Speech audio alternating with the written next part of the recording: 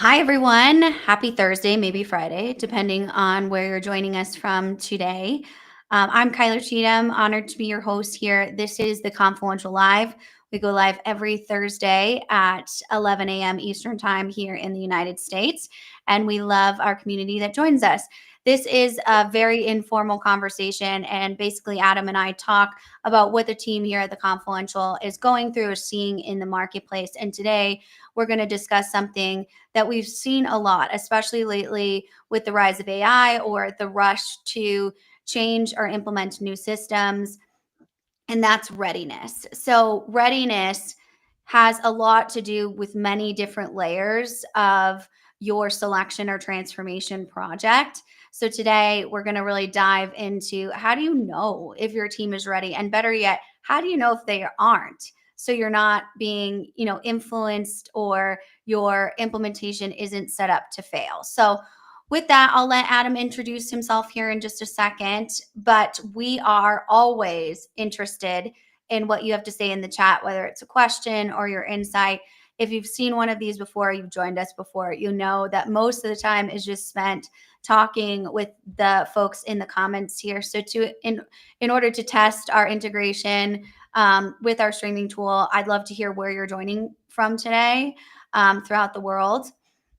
So with that, just pop in the comments and test it for us. But Adam, how are you today? And give us a quick intro, if you will. Yeah, I'm doing fantastic. So my name's Adam Cheatham. I'm the CEO of the Confluential. Have a background in technology implementations of all kinds, and very excited to talk about readiness. As much as it doesn't seem like such an exciting topic to really get into, because it's it's really where you set your implementation off on the right foot. So there are a number of different ways of thinking about implementation readiness and how it is you should approach that. I think that for me, the readiness component of it is one of the more critical parts of the Mm-hmm. process and can be done in parallel with many other things. Mm-hmm. So looking forward to this conversation today. Yeah, absolutely. And you're so right. It truly is unique to each organization. So I'm curious, when you go in to kind of start the conversations around a business that's starting a transformation, what are some main things or main red flags that you look out for to say, we might need to do some readiness work to ensure that this client is prepped to go? Again, not a negative thing, just something Yeah. that you don't know what you don't know, right? Well, everybody's starting point is different, right? And everybody's technology is different as well. You could be implementing an ERP system, you could be implementing a new AI, you could be implementing some form of operational technology. Um, but at the end of the day, what it is you're trying to accomplish and the size and magnitude of it really should be well connected to how you consider your readiness program. For me, when you start thinking, and we'll talk a lot about ERP, but this applies Mhm. to everything. Yeah. For me, when you start thinking, I'm going to replace my ERP, or I'm going to implement a new AI, the question becomes where and why first, and then what Mhm. are we going to do about it, right? Mhm. So I need a new ERP because my old ERP is keeping me from being able to scale my business and grow. I can't meet the technology needs of my clients or my customers, and I'm unable to achieve some of the efficiencies and gains that it is I'd like to accomplish to become a more nimble organization. Great, those are all good things, right? So now we Mhm. have a purpose and a path. And then it's usually not an uncommon thought process to say, all right, we have a problem. Our solution is software. Let's go buy it and let's go fix it. The thought process being the faster I get this over with, the more quickly I can Mhm. start realizing benefit. Mhm. And there's a little bit of that enthusiasm that's fantastic and great to be able to, Yeah. to draw on. But for me, you need to temper it, right? Like you can pick a software, and picking the right software is important. Um, the right technology solution is important. It's probably a better way of putting it. Um, but knowing where it is that's going to work and where it's not going to work is also important. Having your people Mhm. involved in it is also important. So for me, there are a lot of things that sync up in the readiness activities that sync with software and technology evaluation, Mhm. where you can say, where are the places that these Yeah. changes are going to be synced up, and where are the improvements that I'm going to have, and how do I make sure I'm going to gain those things when I spend this money on technology? And that's a key initial readiness step on where to start. Yeah, absolutely. And I think you said, a variety of different things in there. And let's start with first the software component in it. And then I Mhm. want to kind of, go to some of the other things that you said. So, when you're selecting a software, how do you know that you're ready to have that conversation or you're ready to start thinking about a transformation? And then we can kind of talk about the software not being the problem type of thing. Yeah, so a lot of times you're ready for a new software program when you've reached the limits of what your software can Hmm. do, right? Um, a classic example from a perspective of green screen technology, for example, Hmm. which most people have outgrown by this point in time, is that I can't get the data out of my system Hmm. in a report fast enough for me to be responsive to the marketplace. I Yeah. don't know what's going on with my business before it's changed, so I can't respond, right? Hmm. So your technology is making you act more slowly than it is you want to be able to. That's a good example. Hmm. There's another example, which is I have so many sources of data and so many reports that supposedly tell me the same thing, and they all give me different answers. Hmm. That's not useful. Yeah. That's another good example. Um, if you don't have consistent data and consistent reports, then you don't have accurate reports. You can't tell Hmm. me which one is accurate. You can tell me which one you like the most, or which one seems to be the most dependable, but you can't tell me that that one's the accurate one, Hmm. at least not from a precision perspective. So those are some things that kind of lead you to believe that your technology is really letting you down. Yeah. Absolutely. And I think that piece of it is when kind of those conversations starts. And a lot of times when we come into business, that conversation has been going on for years. So that's why I almost call it like fake readiness. Like we get that you're ready to completely ditch this system. Like it's Yeah, frustrating to you. Totally makes sense. Definitely valid. But there are certain levels of readiness or prep that need to yeah, go into implementation planning. So, talk a little bit about those pieces. So, yeah. a lot of times we see implementations done every 20 years on average at an organization. So, this team likely wasn't there when the last system was implemented, or things have really changed since then. So, that preparedness is something that's so unknown. Yeah, so I think that the what you're talking about there is a key difference between we're ready to have new software Hmm. and we're ready to implement new software, right? I'm ready to be a world champion. I'm so ready for that. In But what? uh, fly fishing. Doesn't I'm ready to be matter. a world champion fly fisherman. But you know what? When's the last time I went out on the water? It's been a little while, and so I'm a little bit rusty. I need to do a little bit of brushing up. I need to know where it is my skill set is lacking, and where it is what it takes to do that. Hmm. What does it take to to build a new system? What does it take to use a new system? It has to be Hmm. built, right? So it's I hear it all the time from people. Everybody understands why we need this new Yeah, system. They're all clamoring for it. Right. Everybody wants a new system, but nobody wants to do the work. exactly. Right. Yeah. They're not ready for the work. It's not we're gonna sign a contract and we're gonna be up and running tomorrow. It's we're gonna sign a contract and then we're gonna do a year's worth, 2 years worth, 3 years worth of work, um, depending on the size of our Mhm. organization. And you need to be ready for that. That's what you need to be ready for Mhm. as you're starting to get into this. Because if you're not ready for the actual game, Yeah. then you won't be ready for the results that come from it, right? Mhm.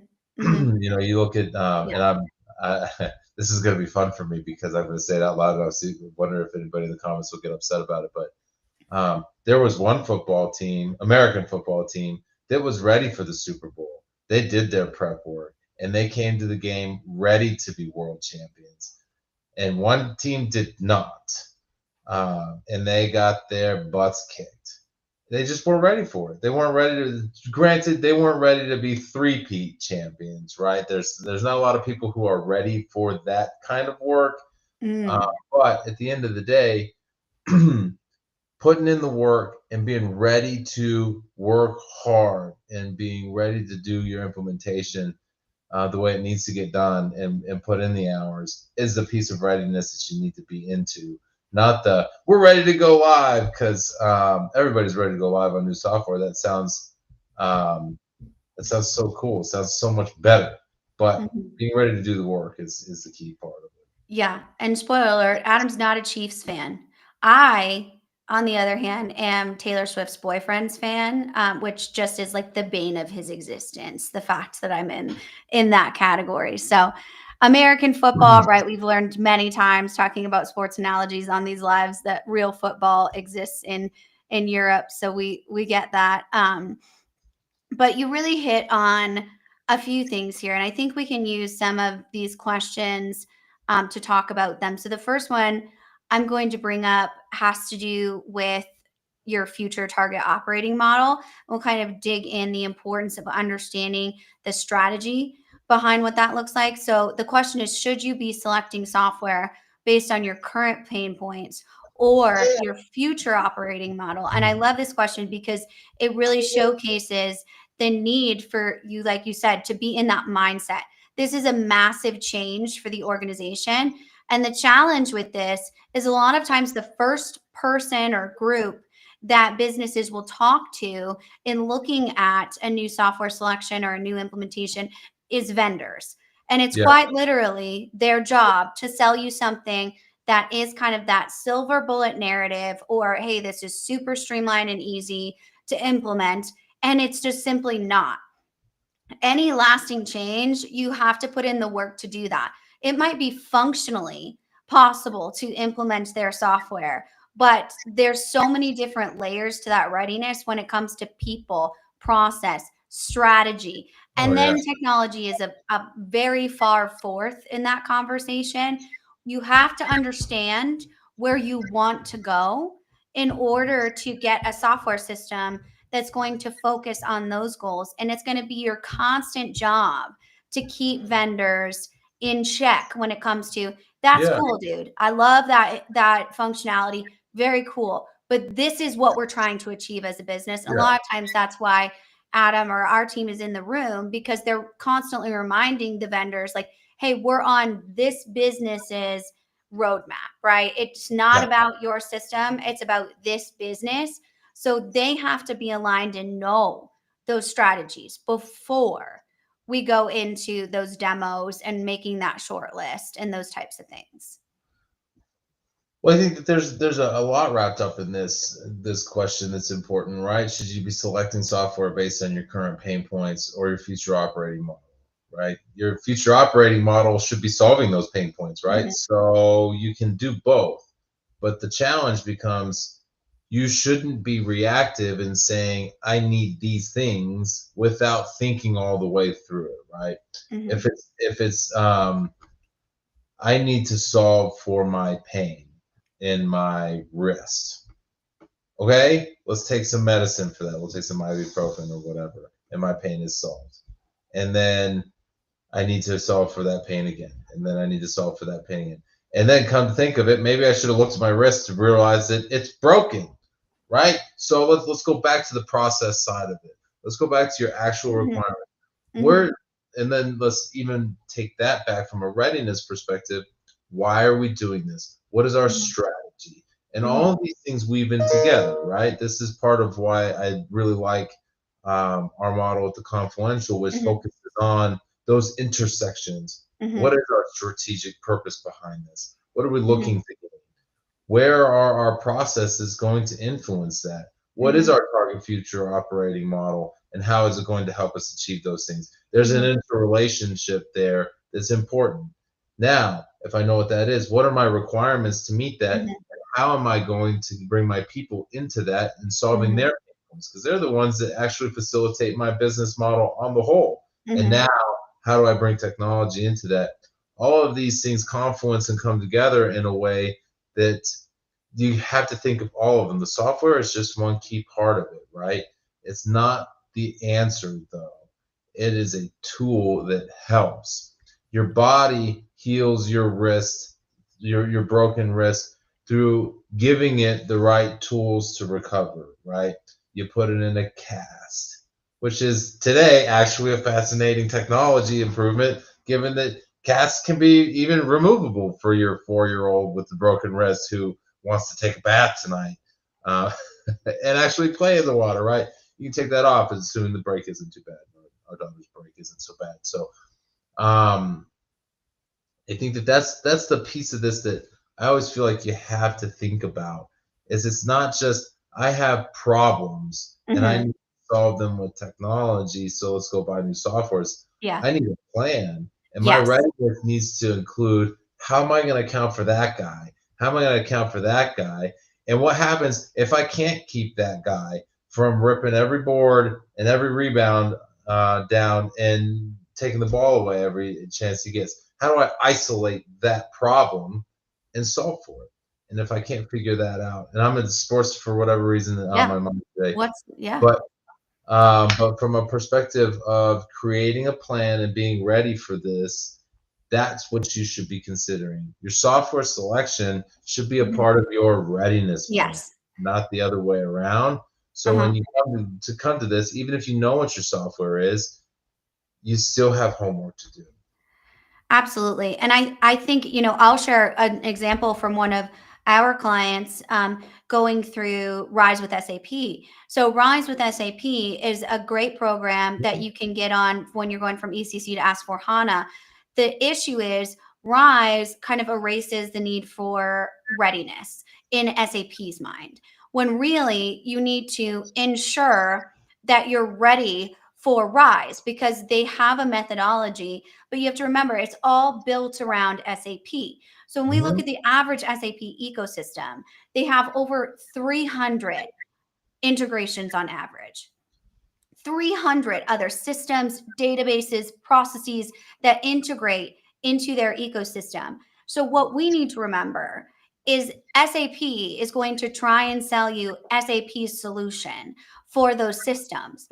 And for you, you're going to need to be ready to know this is going to be a lot of work and there's a lot of internal needs for the team, which brings me to this question, which I really love. And I see you guys talking about AI in the comments. Love that. I'll get to it. Don't worry. We always do. So keep those great questions coming. But I think this to get to the basic of who should be involved in your selection process. And I'm going to kind of build on this question for you, Adam. What should your IT team look like as far as readiness infrastructure? Oh, there are a couple of loaded parts in that. First, let's talk about who should be involved in your selection process. I like to think of selection as tryouts for the implementation, where you want your subject matter experts, you want who you if you can do it, who the people who you think are going to be your core team should be involved in your selection process. And then the people who are doing the work on the floor, your subject matter experts, should be involved in the selection process. Your core team should run it, your subject matter experts should be engaged. Then that way you can find out, why do I do things this way? Is Mhm, that a part of my competitive advantage? Is it a part of what makes me as a business viable? If I miss this requirement, is that a problem? It may sound easy for us, but we need to be able to do that from a software perspective. And from time to time, there's not usually one requirement that ends up being well, this is the one that we selected based on. But you need to understand your holistic scenario so that when you choose a software, it fits the whole organization. And what you do in that process is you involve your people so that you know that they're getting engaged, they mhm, know what's going on, why it is we're picking this, why it is we chose this particular software, as opposed to the shiny one that might be more expensive and more our language, if you will, than what's available in the marketplace. And I'm kind of going through a little bit of that right now Mhm. with a readiness program. But Mhm. um, when you think about who should be involved, it should be the team that you think is going to be involved in your implementation, because now Mhm. they can start stretching their muscles and they can start learning their processes that they didn't know, right? Your managers that are going to be involved in this are going to find out things that are happening on the shop floor that they didn't know. Mhm. And they're going to say, that's not what's supposed to be happening. And the person that does it says, right, because what's supposed to be happening doesn't work. It Yeah. hasn't worked for 8 years. And the manager, I see this so many times, it's funny when it Yeah. happens. The manager's like, what? What? We're doing what? And then they go, well, you wanted this to work. So Trying I to had be honest here, man. I don't know. 4 years ago, and I told you 4 years before that. But you need to know what's going on, and you need to have the people that are doing the work involved in it. Mhm. And then, as you start thinking about it from tryout perspective, you can start working with your team size, right? Because shocker, most people don't realize how big their implementation team needs to be. I need a Mhm. project manager, right? And then the IT will take care of the rest. Actually, you probably, depending on the size of your organization, if you're anywhere between $200 million in revenue plus, your implementation team is 6 people at least from a core team perspective, Mhm. 6 to 10 that Mhm. could be allocated to this project full Full time time. at times. Full Right? time, Not 40 all hours. time. There are some people who should be, depending on the size of your organization, should be Mhm. involved full time. That's 6 to 10 core team, and the larger you get, the larger that core team gets because your business model gets more complex with it. So try that out, and then what you're Mhm. going to find is that's when you get the opportunity to say, you know what, we were a little bit worried that this guy was not going to be able to step away from his day job and that our business was going to suffer for it Mhm. and that he wasn't going to be able to split his attention. And that's actually true. We Yeah. need that guy to continue doing his day job. We can't Mhm. pull him from it, or we need to backfill that because it is the problem that we thought it was. Now you've identified that before you're in the middle of the implementation. Exactly. That's a part of your readiness, right? Knowing how the people who are doing jobs today get their jobs done in the future, or how their jobs get done if they're not doing them is another way. Yeah. The other Yeah. side of it is as you're involving people, and this is one of my favorite things, especially in requirements workshops and demonstrations. You're going to find somebody that you thought you're going to elect somebody to your core team that you thought was perfect for it, and you're going to realize somewhere in the middle is like they just aren't connecting with it. Maybe they just don't like this technology. Maybe they don't like ERP. Or they don't like AI. Or they're going to retire soon, so they're really Mhm. not super stoked about this. That's fine. Let's find them out in the selection side of it, not Mhm. 6 months into your implementation. The other side of it is you're also going to find something. This happens without a doubt almost every time. You're going to find one person that doesn't fit that you thought was going to, and then there's going to be somebody else that shows up, and you're like, that gal, Mhm. she is switched on. She thinks like this. She Mhm. thinks like an implementation should run. We Mhm. need her in this because she's going to be an asset. And the only way to identify those people is to go through some of the activities and to do it in the middle of your implementation. You find out those things too late, especially Yeah. with the folks that shouldn't be involved Mhm. versus the folks that should. So you can Yeah. really get the team together. So that's a long-winded answer. I No, obviously that's great. about Yeah. this. I also want to address your comment on IT. This is not an IT project, Mhm. right? So everybody wants to know how many developers do I need, this, that, or the other. How many, I need to upscale my IT team. You might, but Yeah.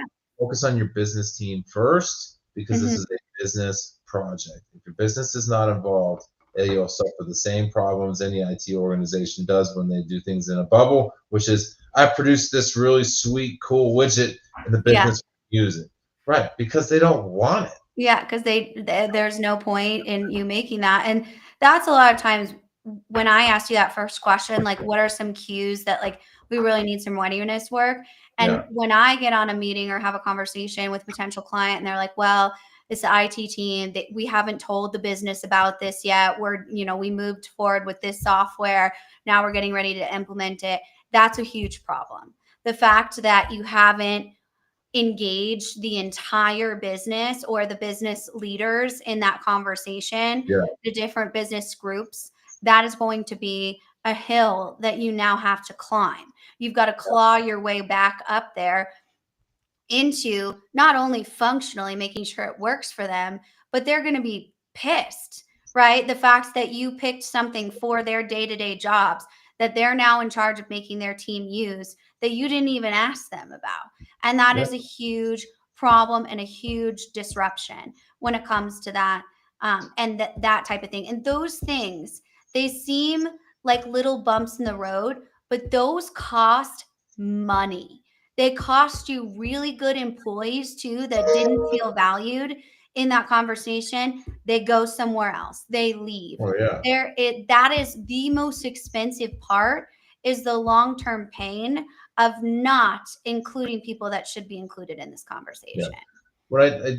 There's a caveat in there that does need a little bit of room to breathe, though, which is there are times where IT will come to the table and say the system that we are maintaining is untenable. It is a risk to the business Mhm. itself that we have cybersecurity risks that Yeah. our current program can't handle, right? So we have viability risks. We are struggling to maintain all of these integrations, and we are not keeping up with them. Those are Mhm. areas where sometimes, like, IT is a part of your operations, right? There's an important piece of that. So they are a part of the business function. Oh, for The sure. Yeah. business software is still, you can't replace it without involving business stakeholders. The answer may be, look, I know you love that software. Yeah. I know it's done really well for you for 20, 30 years, but we as an organization are accepting the fact that this environment needs to be replaced. It Mhm. is, we cannot wait for it to die, because if it dies on us, we will be, our business will be non-functional for too long. It's too Mhm. big of a risk. We're no longer willing to accept that risk Mhm. anymore. IT becomes the front end of the Oh, yeah. purpose. Yeah. That becomes a different change management challenge that you need to approach in readiness with engagement, right? Look, we need to bring everybody on board with this. Part of your readiness needs to be, and then one of the scenarios that I'm working on right now has been fantastic from a leadership perspective. We have a leader in the organization who is very keen on this is how we are going to act about this risk. Mhm. We have a clear set of guidelines. We have a clear mandate. And are there team members that say, well, I don't know that I believe that that's a problem, because it Mhm. hasn't been for a long time. But I understand my executive Mhm. leadership says that this is happening, so I can sync up with that. And now I can follow on along, right? IT raised the red flag about this being an issue. They have sufficiently explained their case to the executive leadership, and now it's a business problem, right? That's how that happens, and that's the appropriate way to do it. It's not a IT crammed this new system in without thinking about the business. And you Mhm. can make the same mistake with your vendor as well, which is why your readiness is important. You can't Mhm. just tell your vendors, build me a new system, because then it'll just be an IT project. They'll build you some things and some stuff, and you won't want to use it, and it'll be Yeah. wasted money. And I think that's a great point. And thank you for adding that, because that should be reciprocated, right? I can't tell you the amount of times I've seen like the ops team or the Yeah, executive team say, like, hey, we're going to go with a new EOS model. Okay, but we didn't ask IT how we need to implement this platform. And we just thought that, yeah, for sure, it's just an online platform, all be fine. That yeah, relationship definitely needs to be reciprocated. yeah. So you want Let's to. talk about Dennis's question here, though, because that's an important one too. All Um, right. And I'm going to just read it for our audio listeners here. So, Dennis asked on LinkedIn a great question. So, the guys who invested, or gals, who invested in 2024 without AI, what should they do next? Great question. this is, they ought to be, in my opinion, in the same boat as folks who are investing without AI today, right? Mhm.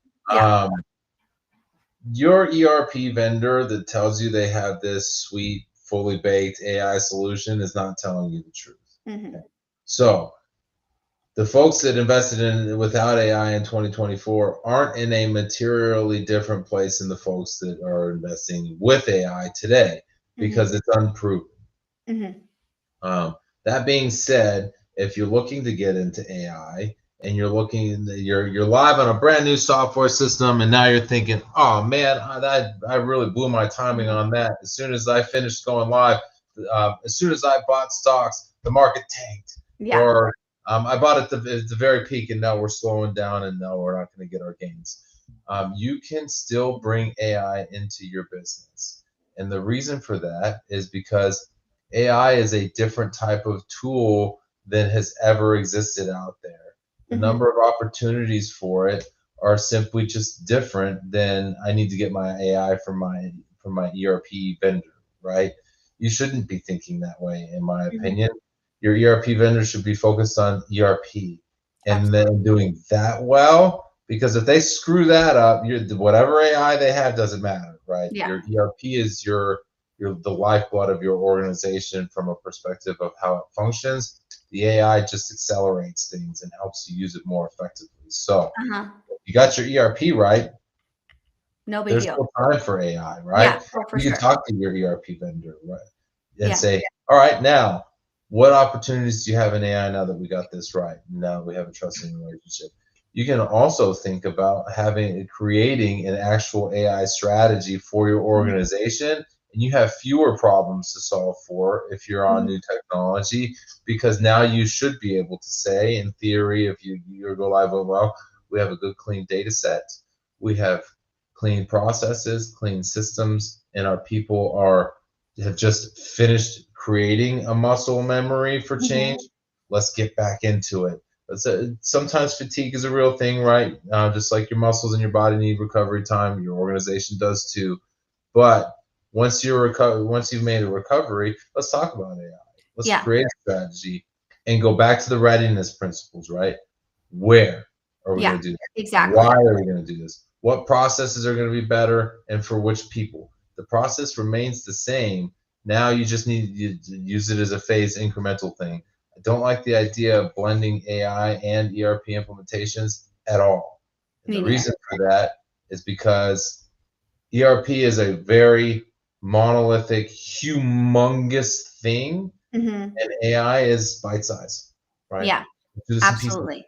Let's do a minimum viable product. The way that you implement them is just different right now, and so I would prefer a client tell me we're going to do this and then AI as opposed to we need to do them at the same time. Yeah, absolutely. And I think this is no big deal. If you didn't invest in 2024 because you were like, "Hey, I know we want to be, on the emerging technical side and stay competitive, but right now, we can't even export data that doesn't take 2 hours for us to look at and be able to or pay our vendor, right, for our specific data. We've got a lot of issues right now with just making good decisions as a business. So they took that time to really look at what is our core operations and what is the Yeah, core technology that needs to support that. If it's good tech, there's going to be a level of integration with any sort of AI system. If you have a strong IT team, they'll be able to monitor that integration and make sure that that's healthy.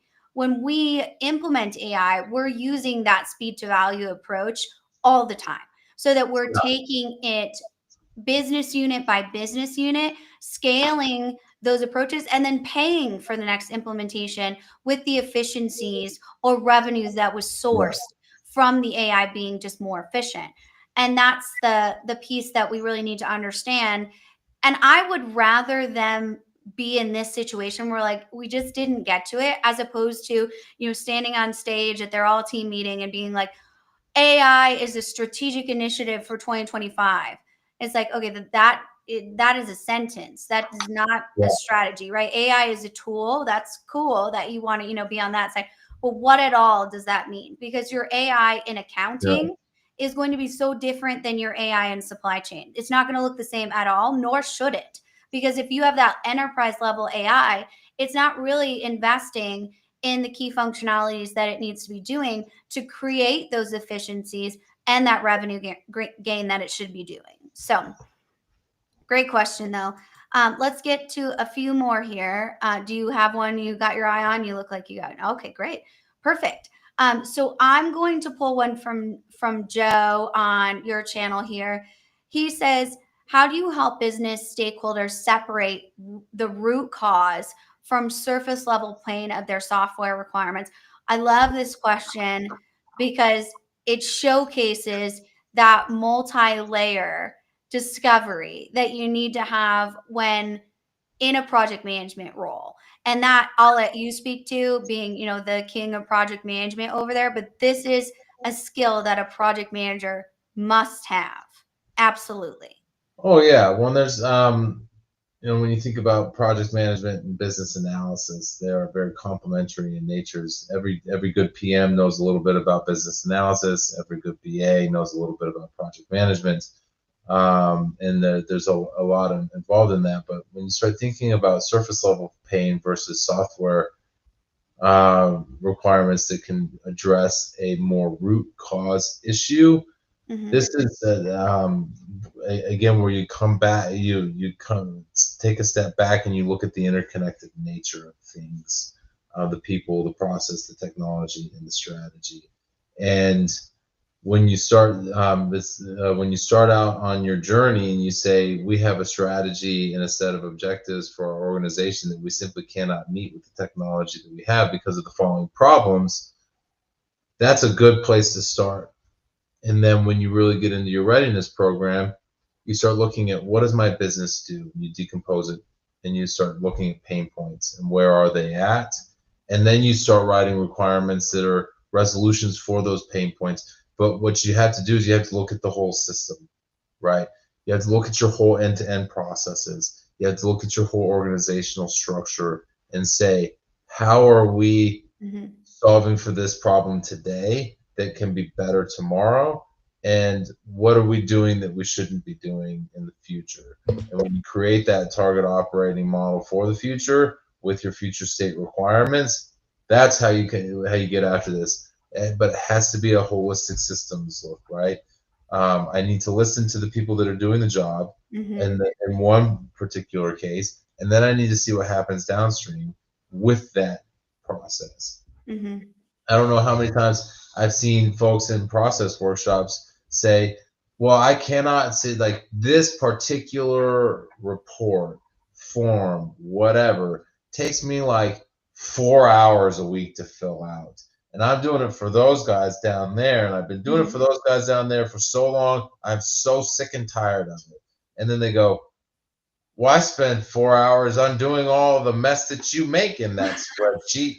And if you could just give it to me like this, and they're like, Mm-hmm. well, that takes like 10 minutes. That's where I Yeah. start. Like, well, then just give me that. And they're like, well, we just solved the problem. 4 hours of work on two people's teams.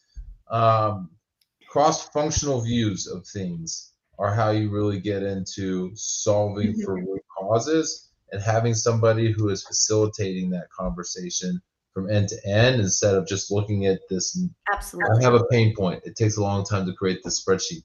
All right, why? Why is that spread? Not why is that painful? Why are you creating that spreadsheet? Mm-hmm. What is the goal behind it? That's when you get into real requirements as opposed to being reactive with your pain points. Absolutely.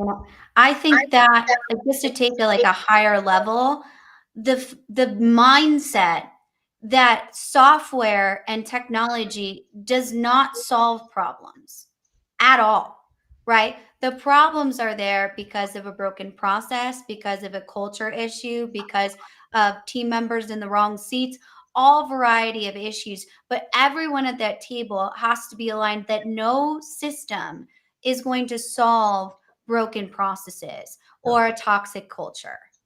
When you have to consider, continue to consider the fact that what you're trying to build is an implementation network, Hmm. right? That's a part of your readiness program. And that network isn't just people, it's processes and technology as Hmm. well. Um, Absolutely. And just one more thing I'll say on this.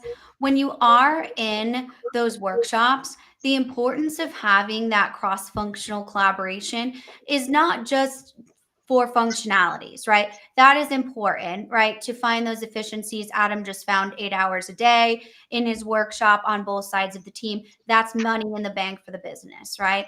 It Hmm. also creates this level of empathy for those soft skills of like, I had no idea that was your job. I thought that you just wanted this requirement because you just wanted this requirement and you were like weirdly obsessed with it, but you actually do need it. And I had no idea. And that brings that synergy together of this Hmm. is a team implementation. We are all working towards one goal. No one's being selfish in this. We're just asking for what we need to do our jobs to be the best employees that we can possibly be. And so that's why I really like these types of workshops because it gives that team holistic based approach, especially in looking at problem solving. Oh yeah. As we're thinking about solutions and requirements and stuff like that. Thanks for the additional question, Dennis. Would you recommend AI to recommend the solution requirements? Um, I think that the answer to this question is yeah, you can use AI for all Mhm, kinds of things, but what you mhm. do need to do is you need to double check that. Yeah, I quality assurance. had a Yeah. recent project. Yes, exactly. I had a recent project where we had a team member who was plugging in, give me the requirements for this, that, and the other. And some of them are good, and some of them don't, just simply don't fit. Hmm. AI is going to scour the internet or scour all kinds of different databases for things that look like you, Hmm. but they don't necessarily find exactly what does. And that's where there's a need to make sure that you have a human interaction in that to say, all right, we use AI to recommend some solutions requirements, but we still need to go through the work of running our processes because AI can't know what our processes are and where they're broken and where we want to strategically influence them to improve. So for me, that's a it's a useful tool to get the conversation Exactly. started, but Hmm. validating requirements and saying, do you actually need this? Is helpful. And did I miss anything? Am I Yeah. using the right language to sync up with Hmm. this? So that's And a I that's a really good question. Go Yeah, ahead. and just to add to that, I would say absolutely, we recommend that as long as you see AI as a tool, not an end all be all solution to Yeah, building requirements. Just as you would go to the manufacturing team and say, "What are your requirements?" Right? They're not going to set the requirements for the entire project. They're going to set it for manufacturing, and utilizing AI as a tool to help with that is a great tool. I also say not all AI tools are created equal. So, what tool are you yeah, using and where is it getting its data sources? Make sure you strategically understand that. Are you plugging in your yeah, requirements to ChatGPT? Is that the best tool to use? Probably not. I mean, just ask Samsung when they were using ChatGPT to fix their code. And a lot of times this comes from educating your team that yeah, that's an open platform. That's the reason that the whole Samsung, type of scandal, right, happened. That employee was not trying to be nefarious. That employee was trying to be efficient.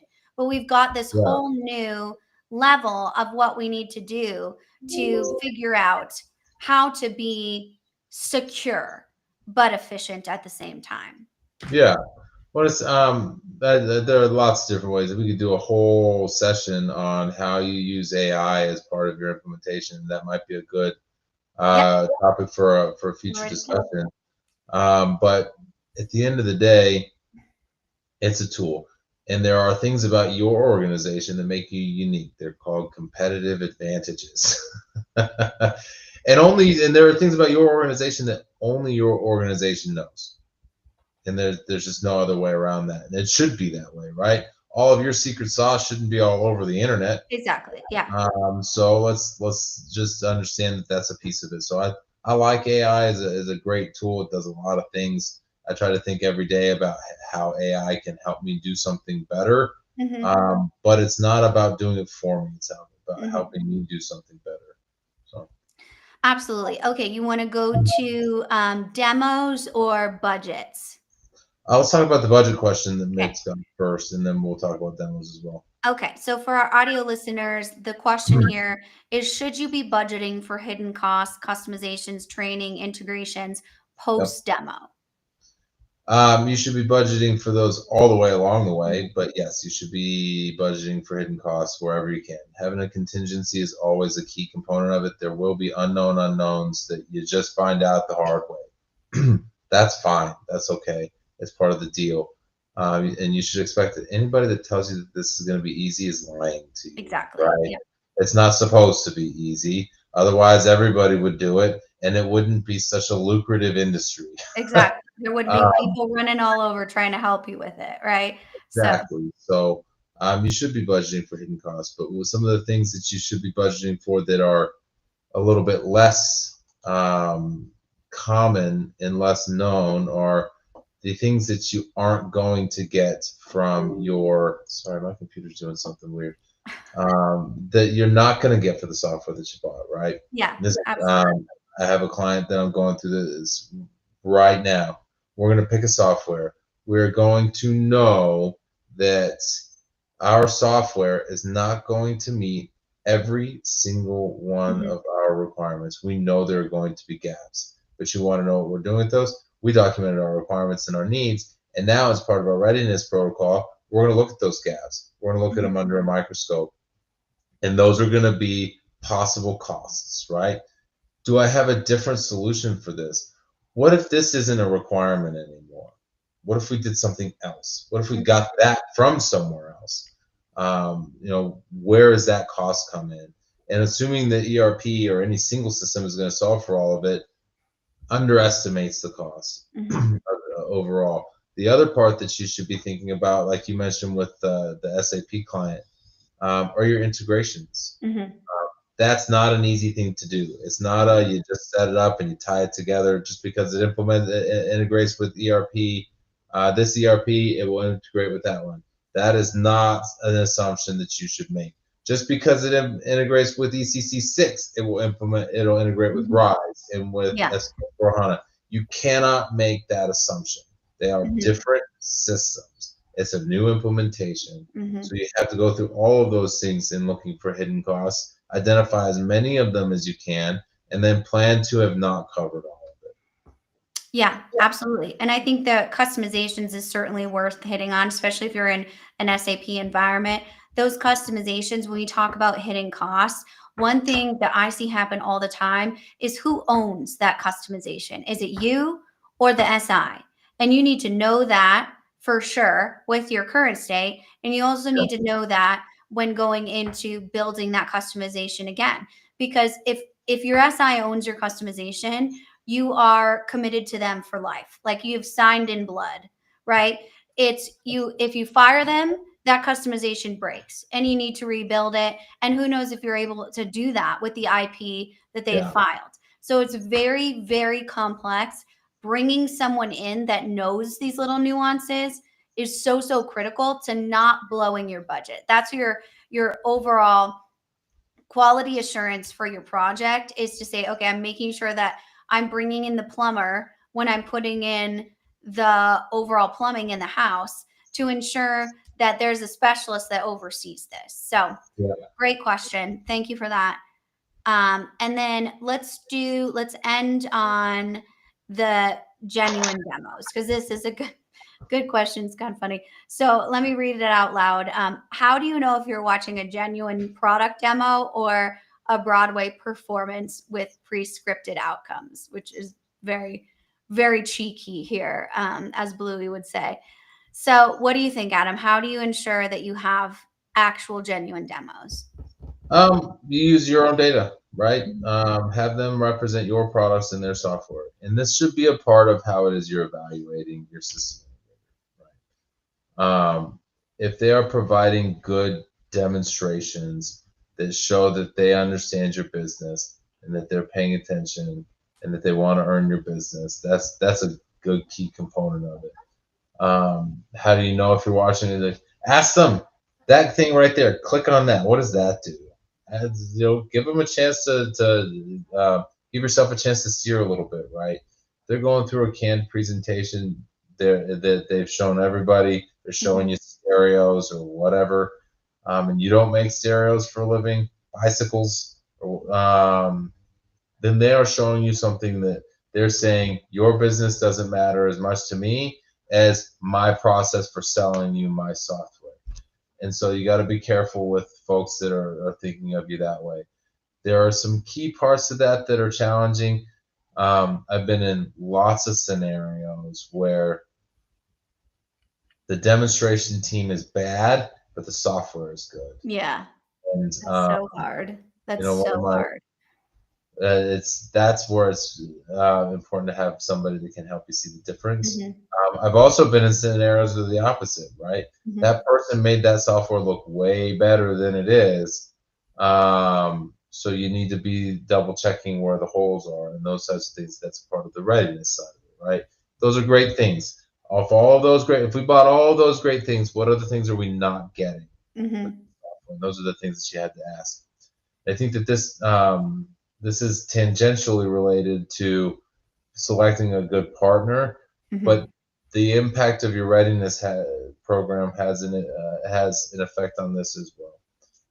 At some point, your implementation is going to reach a boiling point where you're trying to figure out what's going on. It happens in every single implementation. Is something wrong or is this just hard? What's happening here? Everybody's a little bit confused, trying to figure out if somebody needs to be blamed for this. Mhm.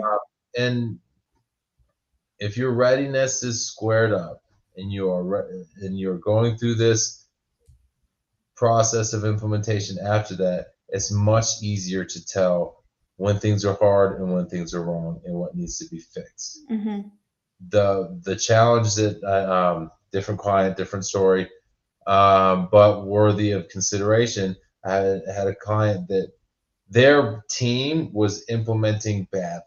Mhm. Their vendor, their software, is their system integrator was also implementing badly and they couldn't figure out what was wrong. It's like, well, Mhm. everybody on this project is blowing it right now. We got well, not everybody. We got some people that are doing a good job, but both sides they want to know, should I fire my vendor? Actually, Mhm. yes, but um, you guys have problems too.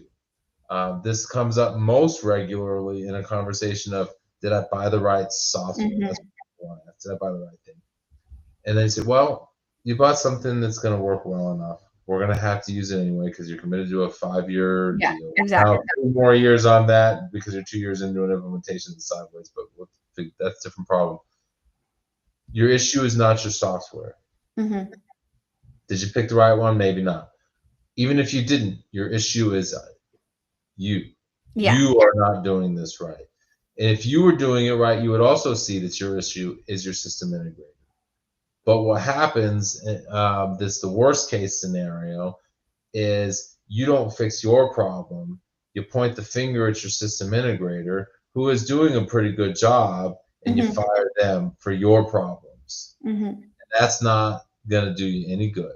Because now what you did is you just wasted all the hard work that they did that is actually useful and restarted with a team that the problem is you, right? I'm not saying Yeah. that happens to everybody. Yeah. More often than not, things will go okay. They'll be over budget, they'll be over time, but we'll get there eventually. We'll waste a lot of money, but we'll go live and everything will be just okay. It'll be workable and all that jazz.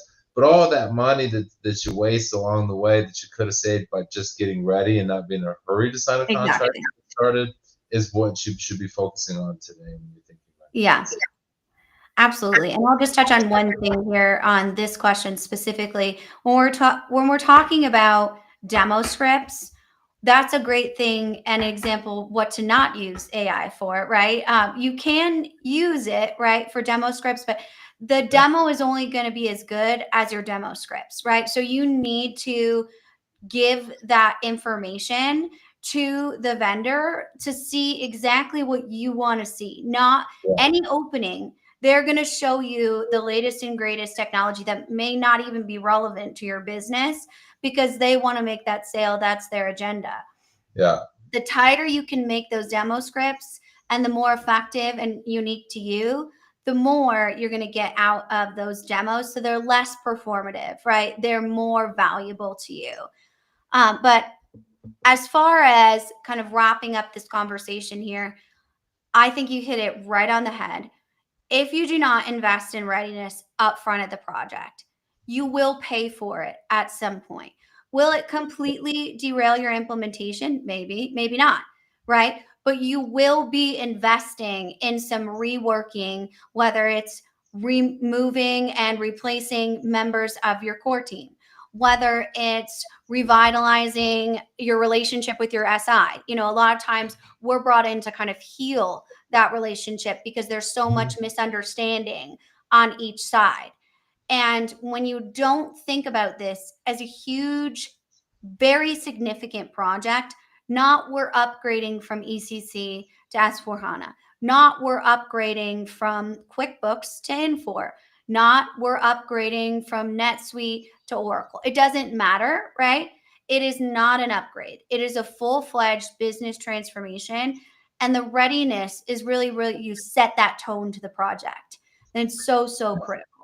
Well, I think that I want to poke at one thing because we all know that NetSuite is owned by Oracle. What she means is I'm upgrading from Oracle NetSuite to Oracle Fusion, Oracle ERP Cloud, whatever they call it today.